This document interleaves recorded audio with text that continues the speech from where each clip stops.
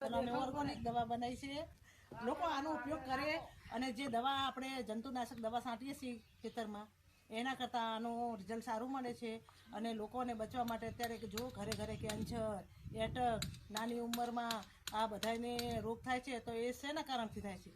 તો એને દવાના લીધેથી થાય છે. પણ જો આ ઓર્ગેનિક તમે અપનાવો તો તમને શરીર માટે તંદુરસ્ત તથા આવતી નવી પેઢીમાં આપણને રિઝલ્ટ સારું મળે અને પેઢી આપણી સુખી અને સમૃદ્ધિ જીવન જીવે. એટલે આ અમારા રીતિબેને ઓર્ગેનિક દવા બનાવી છે તો મેં એમની મુલાકાત લીધી છે. તો તમે આ અનુભવ કરી જુઓ એક વખત. આનું રિઝલ્ટ સારું છે અને તમે ખેતીમાં આ રહી દવા ઓર્ગેનિક છાંટો તો સૌથી સારું છે.